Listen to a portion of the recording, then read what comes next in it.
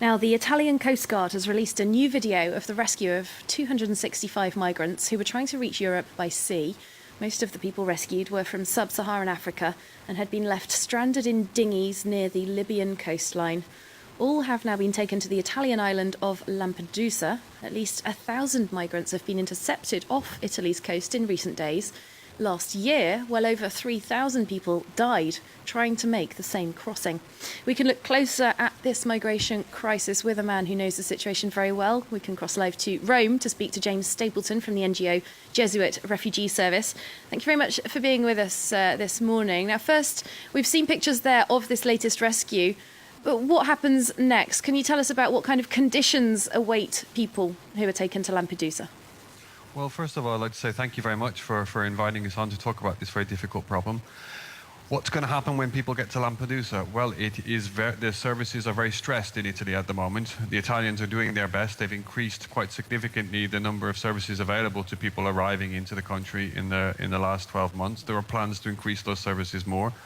But as the Italian government has said, and we agree with them, this is a European question and there needs to be a European solution. Well, according to your organisation, one of its principles is that opening your door to the displaced isn't just a Christian value, it's a human one. Is there a limit, though, to how many people Italy can open its door to? Well, there's one question: is there a limit? I suppose there is always a limit, but we have nowhere near reached that. We have to put this into perspective. Lebanon is hosting over 1 million refugees from Syria, and they have a population of 4 million. Italy is receiving a few thousand, and the rest of Europe, apart from Germany, is receiving probably less. We have one of the worst humanitarian crises on our doorsteps, certainly since the Bosnian War, if not back further towards the Second World War. And what are we doing to solve it? The Italian government, very bravely, over a year ago, launched a program, Mare Nostrum, and they saved 170,000 lives. That's the priority. This is what we're talking about here.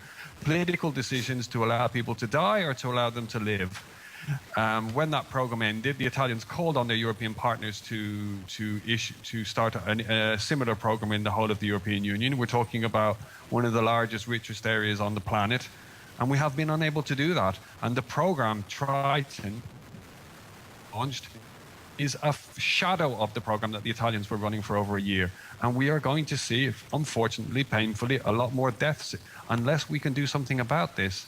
People are not coming for a better job, a slight increase in the standard of living. They're fleeing the Syrian war. They're fleeing the Eritrean regime. And we know now what's happening in Libya. We need to respond. Certainly very desperate conditions, pushing desperate people to make this very dangerous journey. I mentioned how many people died trying to make the journey last year.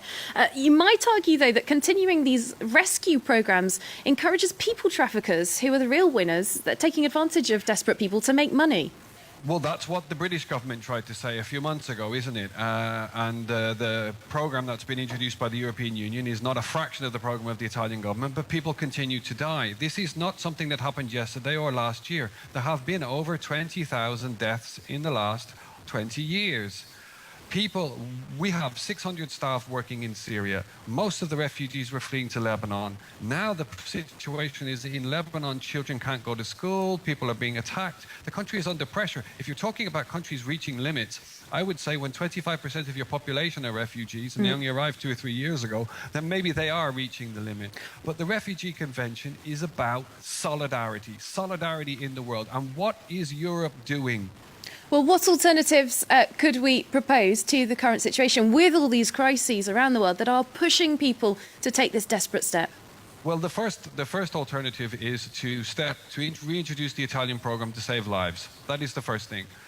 It is a political decision to wind it down. We need something bigger. We need to save lives. The second point is we need to identify people in the regions where people are coming from, and be able to resettle, like the United States does every year, resettles 50,000 people. Europe settles a fraction of that number. Resettle out the most vulnerable cases, the people who are desperately in need of protection.